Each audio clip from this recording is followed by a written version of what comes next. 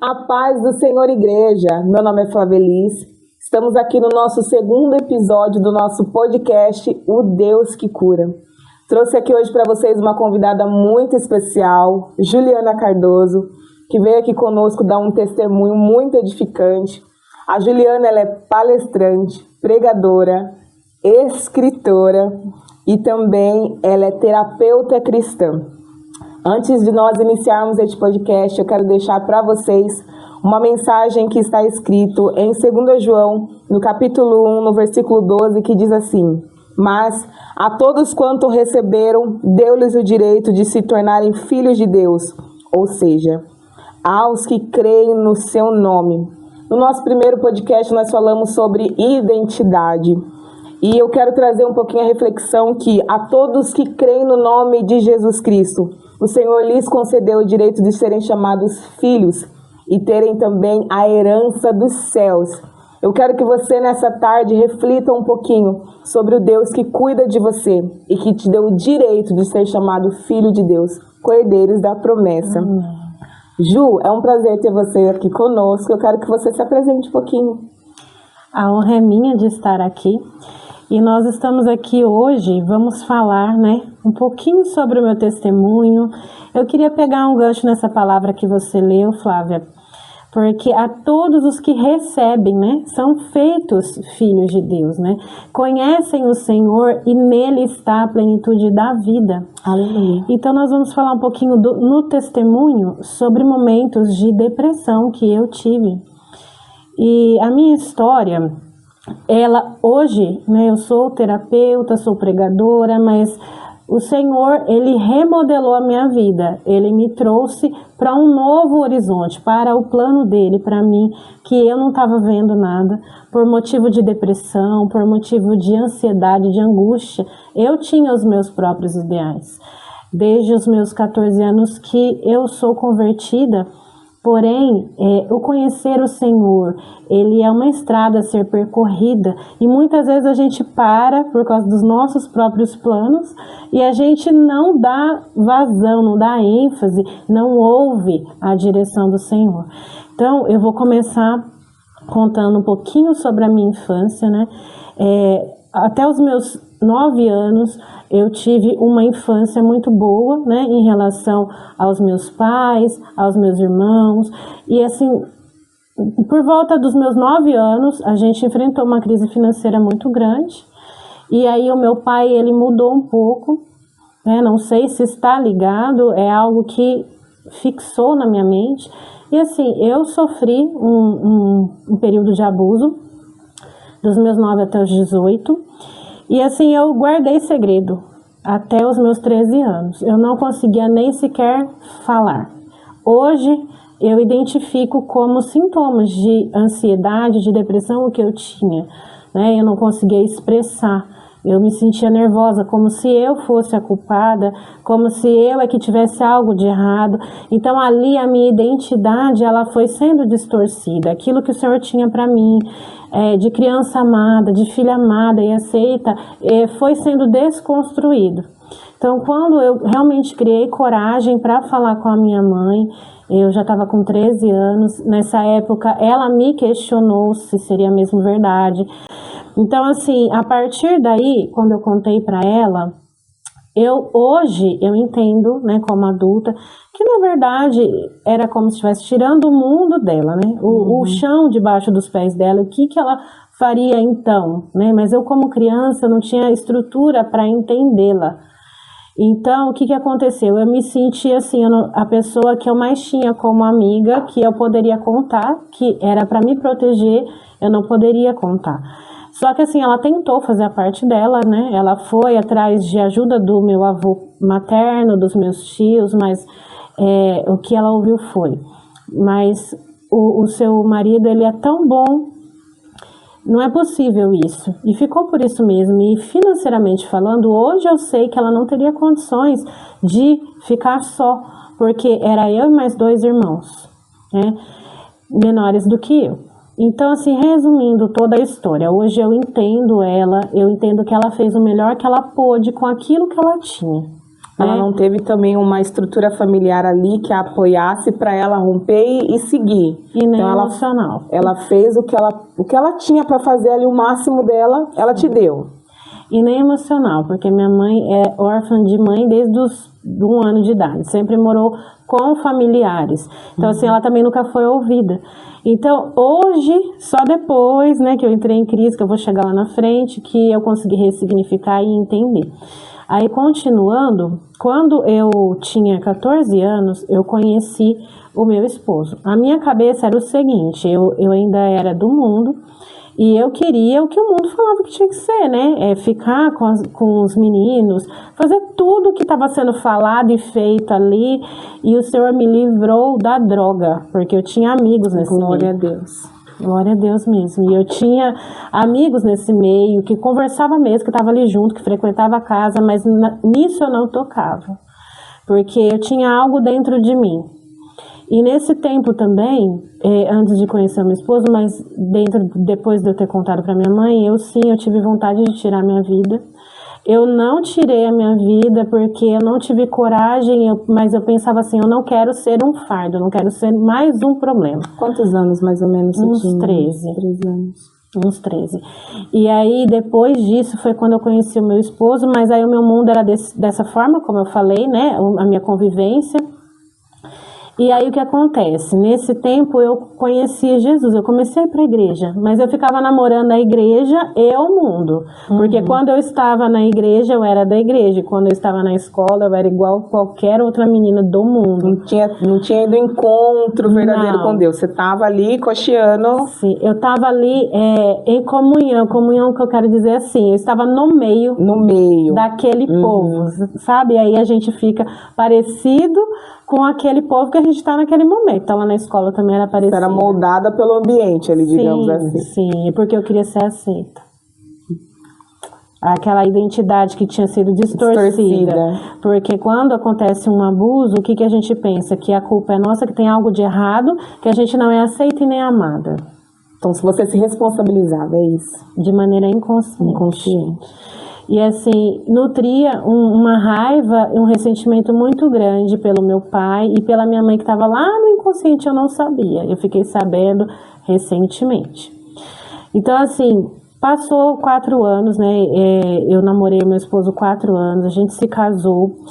E aí, depois do casamento, já estava ali sendo construído algo em mim, porque eu ouvia a palavra, e a palavra, ela tem vida. Glória a Deus. E aquela palavra ia crescendo dentro de mim, né? E aos poucos, aí eu ia sendo confrontada por essa palavra que eu guardava dentro de mim.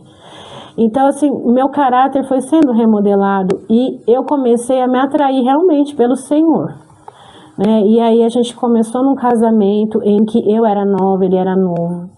E o casamento, você sabe, a gente traz bagagens das nossas famílias anteriores, né? O modo de conduzir um lar, a gente se espelha nos nossos pais. Então, assim, a gente teve muitos problemas de relacionamento por conta que não conseguia se cortar o cordão umbilical dele para com os pais.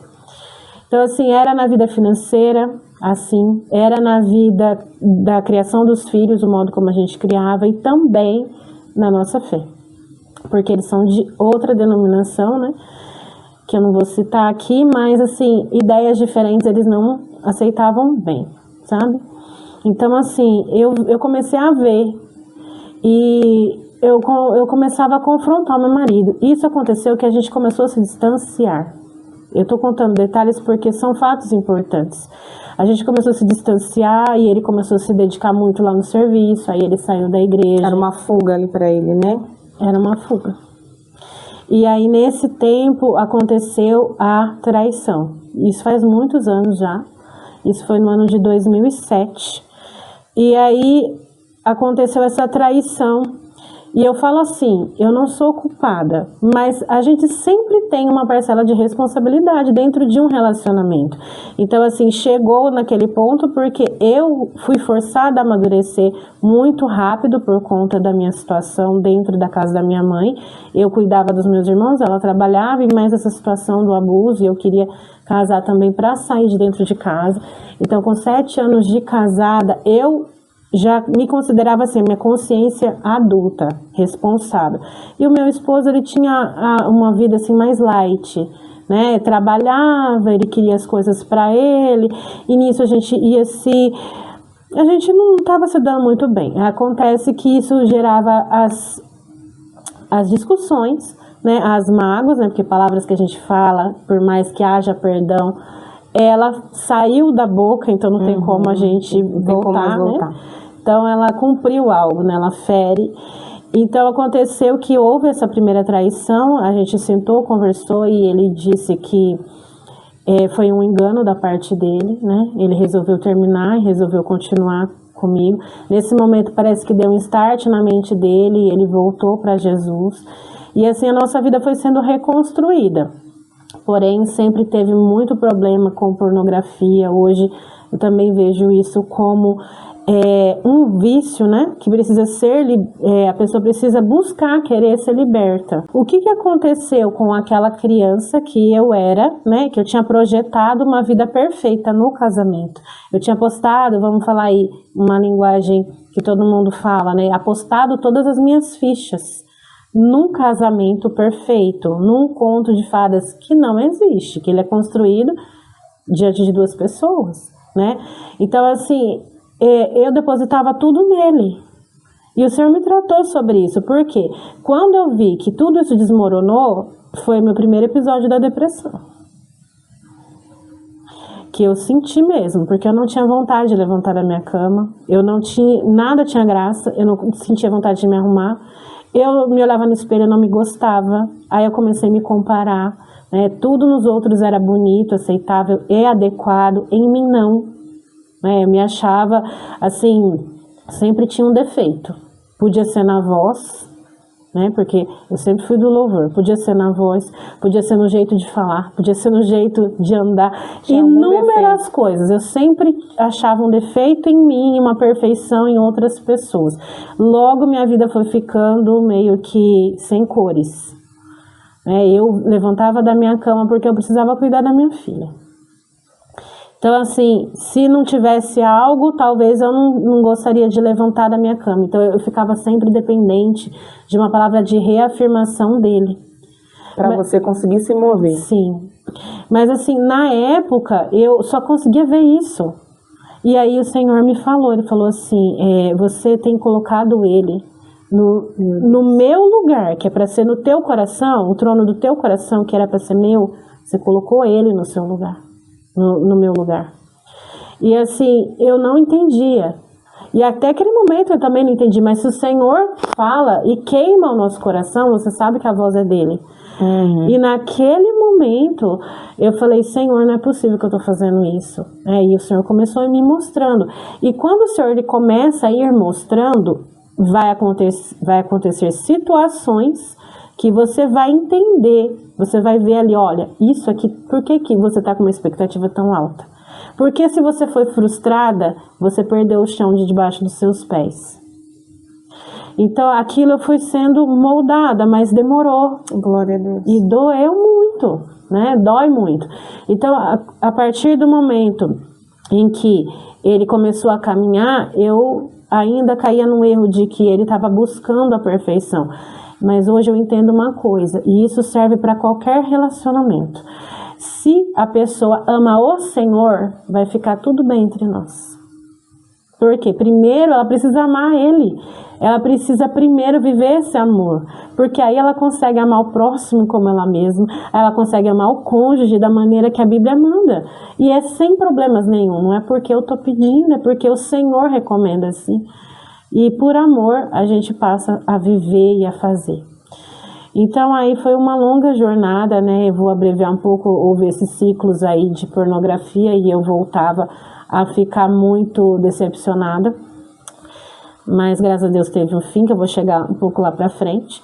E aí em 2008 eu me reconciliei com o meu pai, já fazia alguns anos que eu não falava com ele.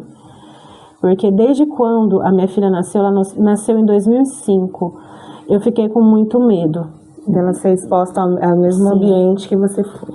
E aí eu meio que guardava ela em uma caixinha, não deixava chegar perto, e aí foi quando meu pai se separou da minha mãe, e aí ele foi embora, e eu aproveitei para não recebê-lo mais em casa, e nem ir até ele. Só que o Senhor, ele já vinha falando no meu coração sobre perdoar.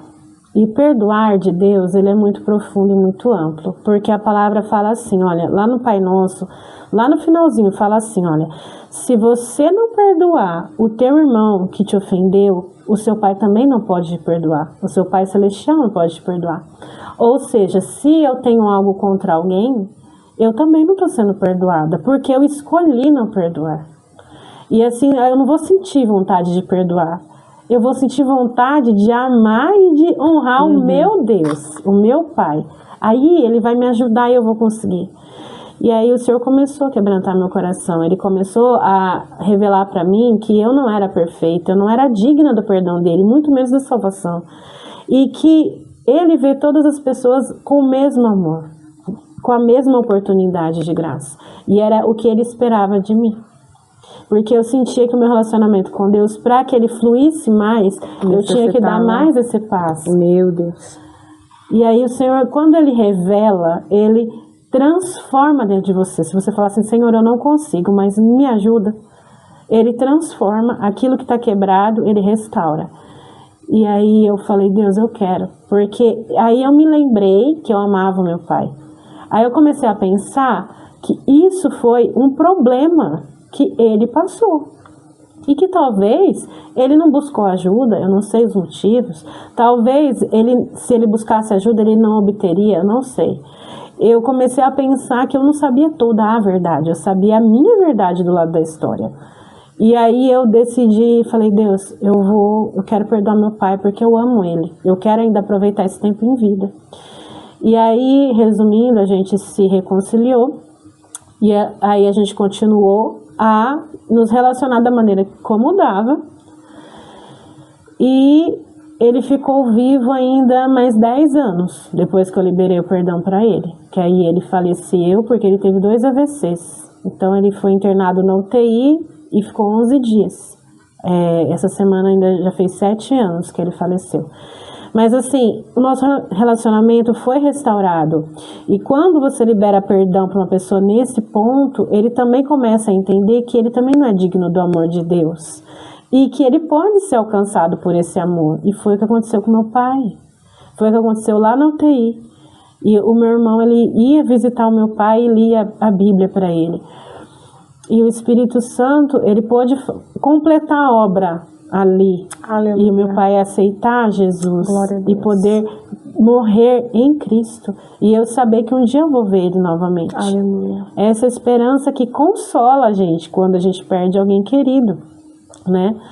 Então acontece que passou esse tempo, só que após o luto do meu pai, eu comecei a ficar muito chateada com Deus. E assim, o luto é algo, não é engraçado, mas é algo assim estranho. É algo muito interessante também, porque parece que as coisas que estavam encobertas, elas vão sendo destampadas e a gente começa a ficar confuso. E é onde vem as crises, as crises de existência, né? Aí eu comecei a questionar Deus, por que que o Senhor deixou eu passar por tudo isso? Porque eu me sentia roubada. Eu lembro que eu orei e falei, Deus, eu me sinto roubada na minha infância pelo diabo, por que o Senhor deixou isso acontecer? Eu sei que o Senhor tem todo o poder, por que que o Senhor deixou? E o Senhor, ele é tão bom, que ali na infinita bondade dele, ele começou a me contar. Sabe quando ele traz revelações? É assim, olha, eu estava com você naquele momento, mas o seu pai tinha o livre-arbítrio dele, a sua mãe teve o dela, e as outras pessoas também que fizeram algum dano para o seu pai também tinham. E eu não posso retirar, porque a minha palavra foi que eu dei o livre-arbítrio. Deus não volta atrás da sua palavra. Exatamente. Só que eu estava com você. Eu impedi que o pior acontecesse, que ficasse só em molestação. Eu impedi, eu estava com você. E eu sei que você é capaz de superar isso, de perdoar isso e de se levantar de novo, porque eu te levanto. Você passou por isso para alguma coisa. E aí a minha mente começou a abrir. Mas até aquele momento eu me sentia roubada. Falei, Deus, por que o Senhor não curou meu pai? E aí é onde o Espírito Santo, com todo amor, com todo cuidado, com todo... Foi te tratando. Foi. É assim, ó, se eu tirasse o seu pai da UTI, ele ia perder a salvação dele. Tanto é que a palavra que ele me deu foi, se um grão de trigo caindo no chão não morrer, ela vai ficar só. Mas se ele morrer, ele vai produzir muito. Jesus estava falando dele mesmo, que era o propósito da vida dele. Ele precisava morrer para produzir salvação.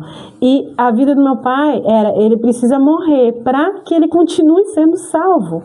E para que eu pudesse falar.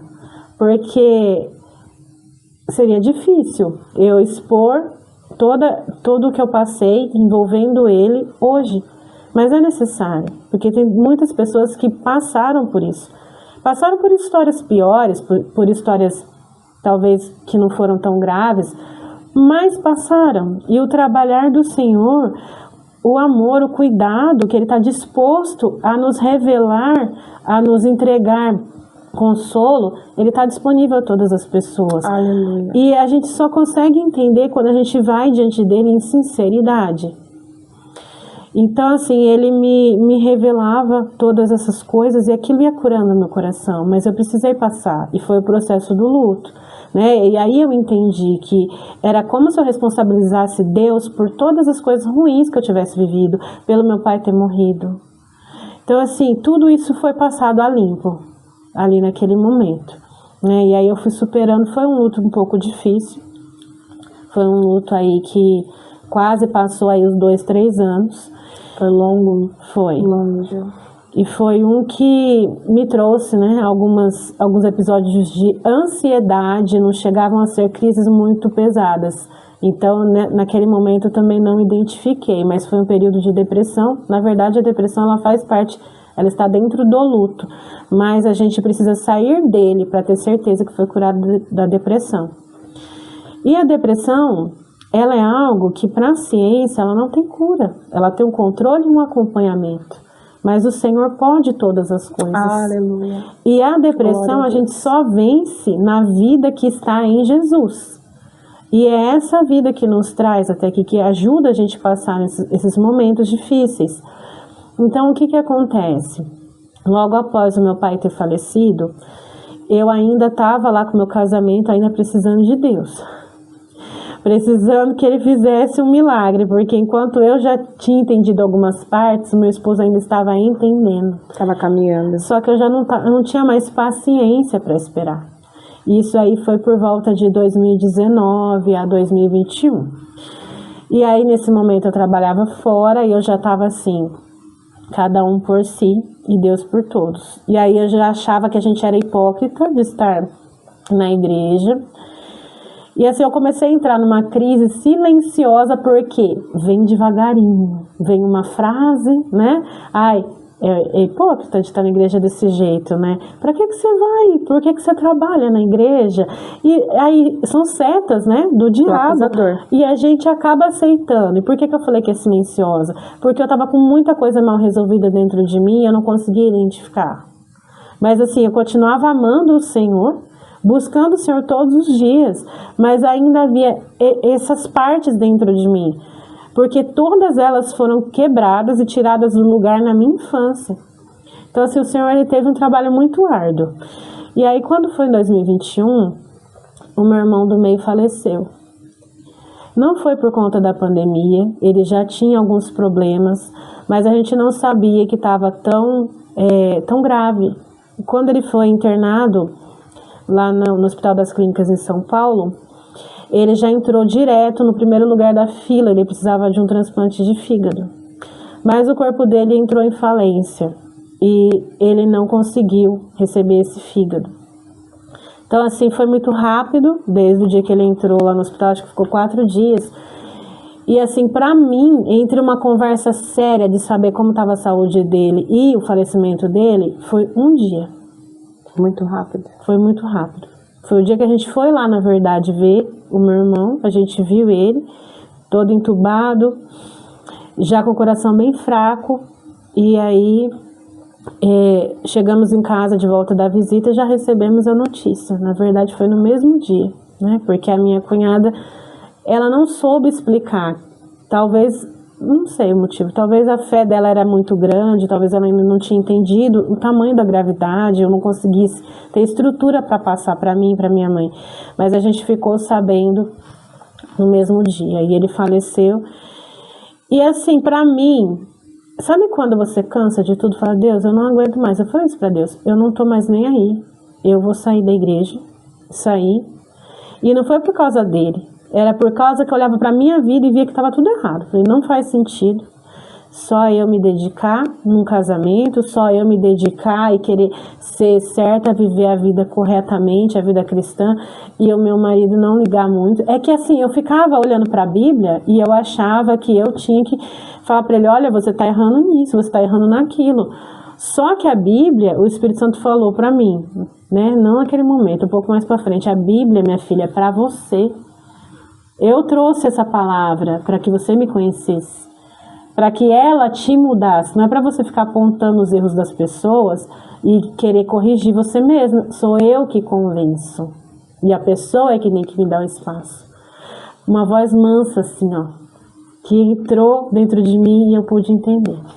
Então assim, nesse momento, quando eu falei pro meu marido que eu não queria mais estar casada, que eu não ia mais para a igreja, que eu não ia mais lutar, que eu tinha cansado de lutar, a gente já estava casado há 20 anos. Eu falei, eu não aguento mais lutar. Eu não aguento mais, porque eu acho que a errada sou eu. Ainda falei dessa maneira.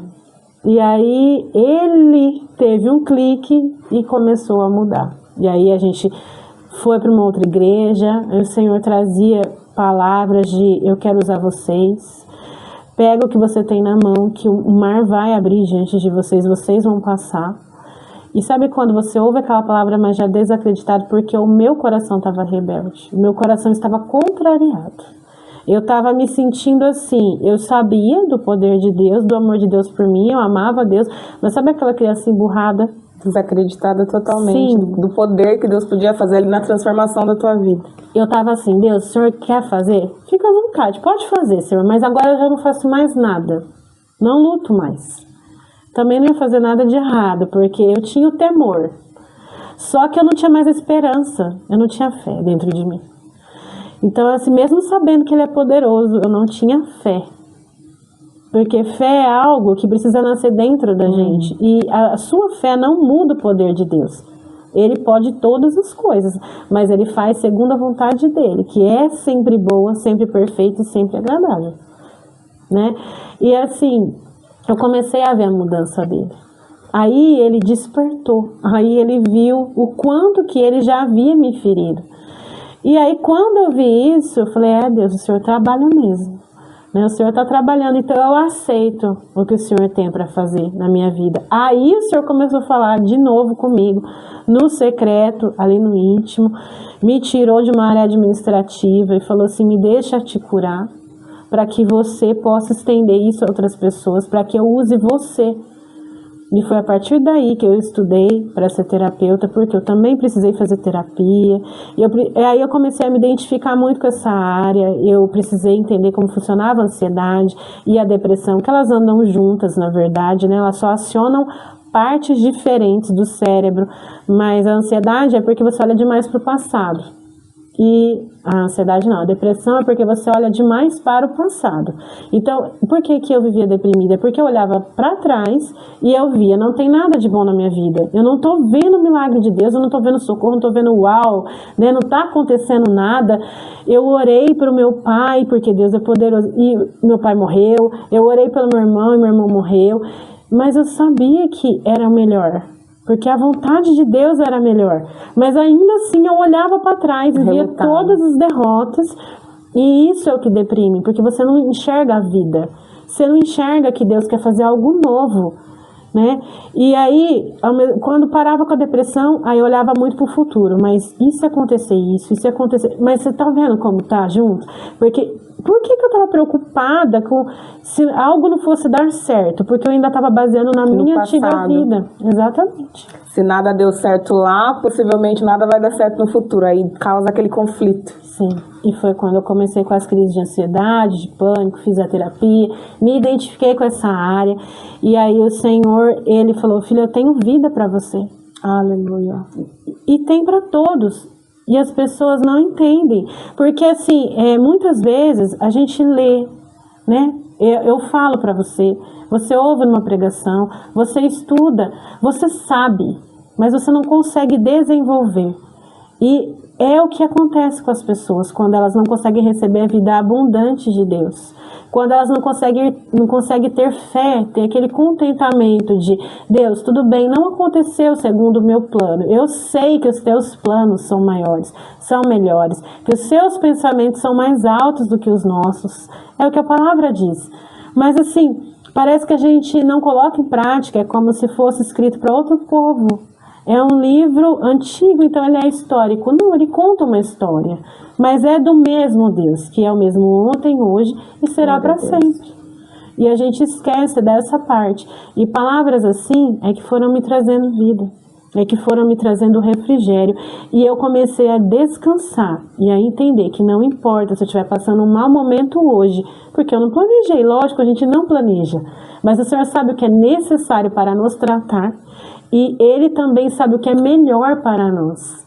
Às vezes a gente sonha com algo muito pequenininho e Ele não nos dá, porque Ele tem algo muito maior. Só que para chegar nesse algo muito maior, Ele tem que tratar a gente em muitas coisas. É o Deus dos detalhes. É o Deus dos detalhes. É o Aleluia. Deus da caminhada. É o Deus que a gente precisa aprender a descansar. E entender, Flávia, que Ele nos ama muito Aleluia. mais do que o nosso pai e a nossa mãe nos amou. Então Ele vai dar sempre o que é melhor para nós, o que Ele acha, não o que nós achamos. E quando a gente passa a confiar nisso, é que a fé aumenta, é que a esperança cresce e é que a gente sai da depressão. Porque a gente realmente descansa nesse amor, que é a vida. Amém? Aleluia. Glória a Deus. Eu já estou impactada. Que palavra. Que testemunho. Glória a Deus. Esse é o Deus que cuida, um Deus que cura, um Deus que renova. Eu tô com meu coração aqui em chama, segurando as lágrimas para não cair. Amém. Porque é um Deus que faz tudo novo. Sim. E eu creio que esse Deus que alcançou a vida da Ju também vai alcançar a tua vida.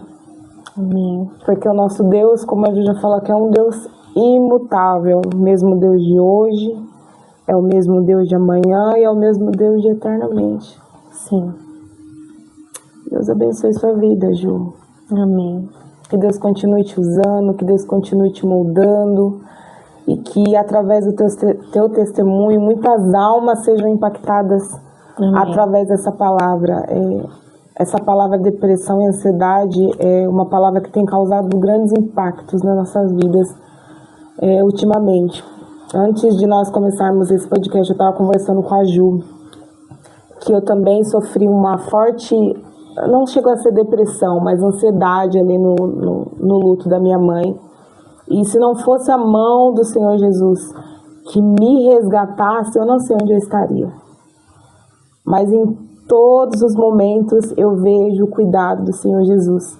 Amém. E eu quero que você, através desse podcast, entenda que por mais que a situação da sua vida pareça que deu errado, o nosso Deus é um Deus que coloca tudo de volta no lugar. É como se nós fôssemos ali um quebra-cabeça. Sim.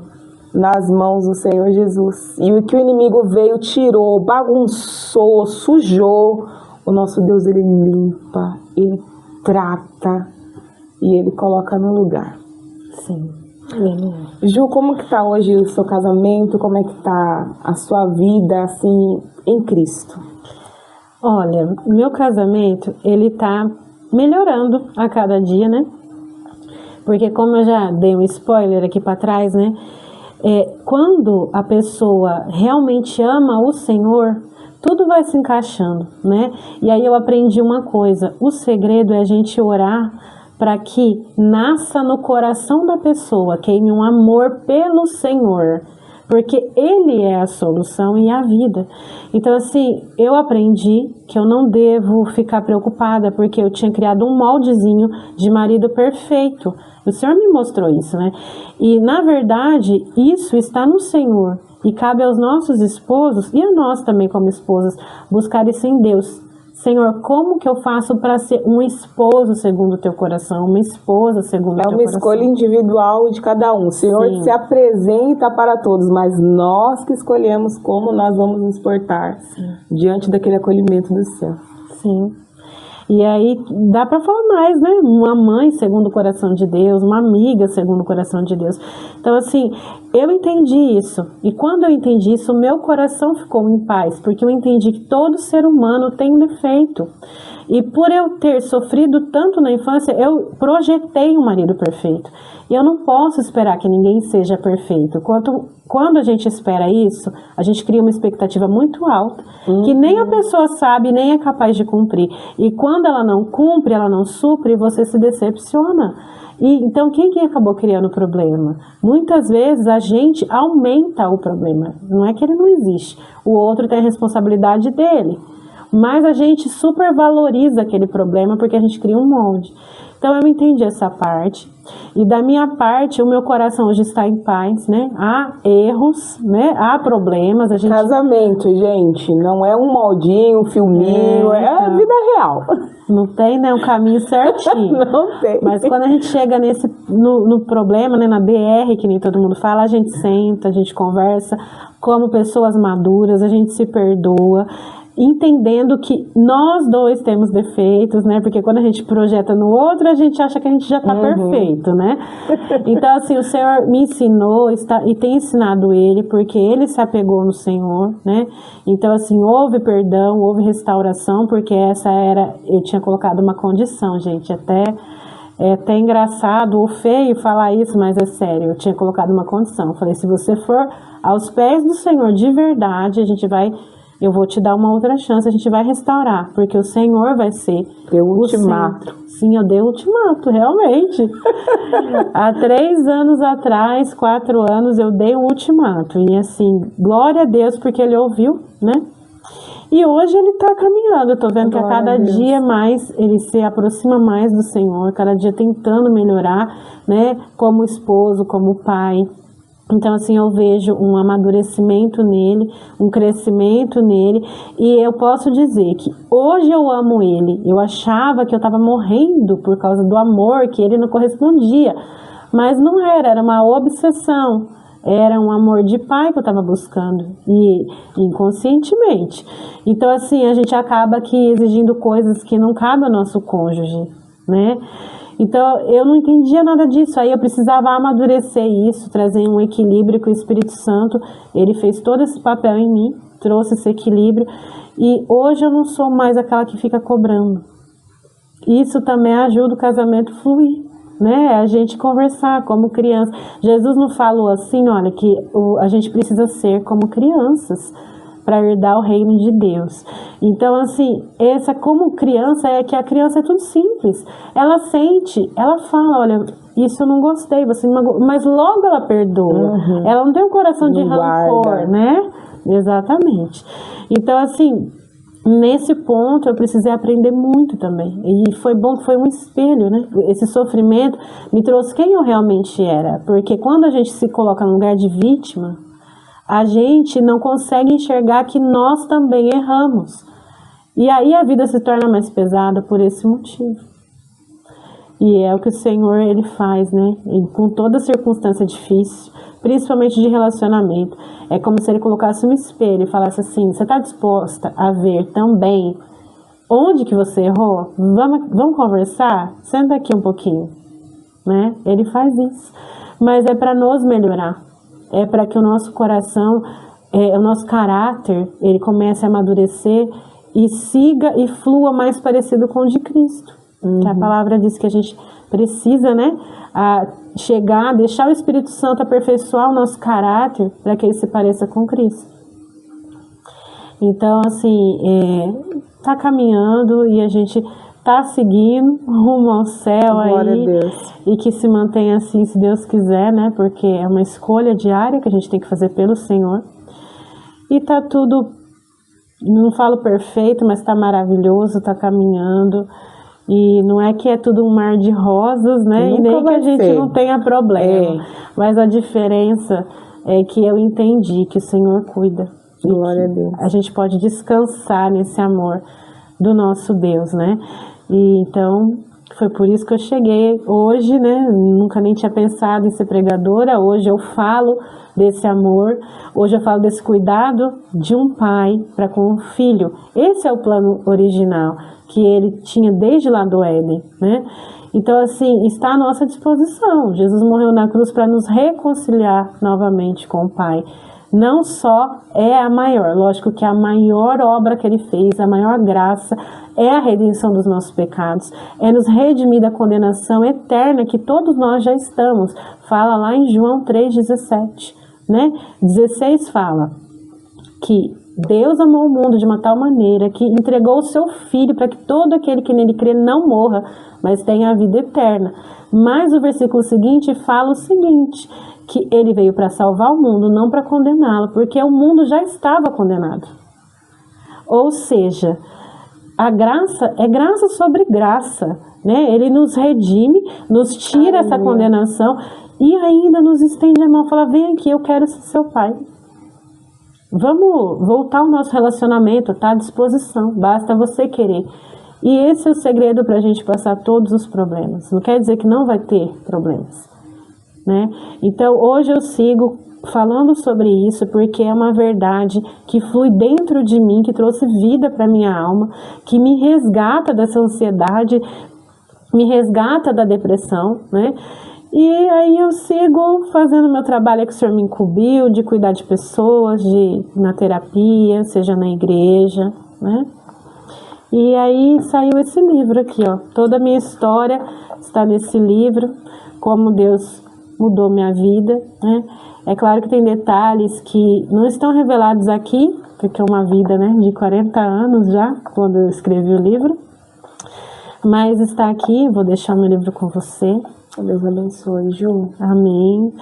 E a intenção do meu coração era que as pessoas pudessem ver que assim como Ele transformou a minha vida e de tantas outras pessoas, Ele é o Deus que continua querendo transformar vidas. Amém. A gente precisa só dar o espaço. Ô, Ju, eu gostaria que você deixasse uma palavra para as pessoas que estão nos vendo agora. Eu estava muito atenta ao que você falou, quando você falou que o Senhor Ele te moldou. Mas ali no moldar do Senhor, você também teve um coração quebrantado para poder entender, ouvir e aceitar esse direcionamento do Senhor para liberar o perdão. Como que você pode falar para as pessoas que estão nos vendo agora que está com o coração fechado em relação ao perdão? Que palavra ou mensagem você daria? Em primeiro lugar, quando a gente não perdoa, o maior prejudicado é a gente mesmo, né? Porque interrompe as nossas orações diante de Deus, porque a gente precisa estar limpo e perdoado para poder ter acesso ao trono, né? Para poder ter acesso a um relacionamento de amor que Jesus veio nos oferecer através da cruz. E essa falta de perdão amargura toda a nossa alma, né? E assim, falando pelo lado da ciência, da psicanálise, ela afeta os nossos órgãos, ela cria doenças psicossomáticas. Câncer é um exemplo. Então, assim, não compensa a gente ficar guardando mágoa, guardando rancor, porque a gente acha que o outro não merece o nosso perdão. Na verdade, ninguém merece perdão, nem nós merecemos. Então, assim, o Senhor, quando Ele nos dá esse mandamento, é para o nosso bem. É pensando em tudo isso que eu já falei aqui, a respeito dos males que a falta de perdão traz ao nosso corpo físico, à nossa mente. A ansiedade vai vir, a depressão que vai vir. E tudo isso a gente pode se livrar, a gente pode ser mais leve. Para que ficar carregando isso, né? A gente foi vítima, fomos. Se a gente perdoar, o outro vai ser livre daquilo que ele fez, ele não é mais culpado. Não, ele continua sendo culpado. Cada um carrega a sua responsabilidade diante do Senhor. Só que nisso, você libera sim o outro e você se libera diante do Senhor. Então eu te pergunto, por que manter essa falta de perdão quando só você vai ganhar? Você vai ficar leve, né? O seu corpo vai agradecer, a sua mente vai agradecer, a sua família, e você pode seguir em amor, né? Vamos seguir o exemplo do nosso mestre. Ele veio um inocente pelos injustos, ele veio nos reconciliar quando nós éramos inimigos dele. Nós não merecíamos nada e Ele estendeu para nós o amor e o perdão. E que você faça a mesma coisa, como discípulo de Jesus, siga o exemplo do seu mestre. Amém? Aleluia! Glória a Deus, Ju, que palavra poderosa. Ju, passa o seu contato para a agenda. Faço sim. O WhatsApp é o 199 90 92 6584. E eu também tenho o Instagram, né, que é o julianacardoso.terapeuta cristã. Glória a Deus. Esse livro, ele está à venda na editora online e depois eu vou estar passando o link para a Flávia, ela vai colocar, né, embaixo do vídeo, tá bom? E vocês adquirem por lá e aí chega na casa de vocês. Muito obrigada. Deus abençoe pelo presente, Ju. Eu espero que você tenha sido alcançado através do poder de Deus por essa palavra, esse testemunho abençoado. A Ju também é terapeuta, se caso você precise de uma palavra, de uma ajuda, só entrar em contato com ela também. Deus abençoe a vida de vocês e até o próximo podcast, O Deus que Cura. Amém.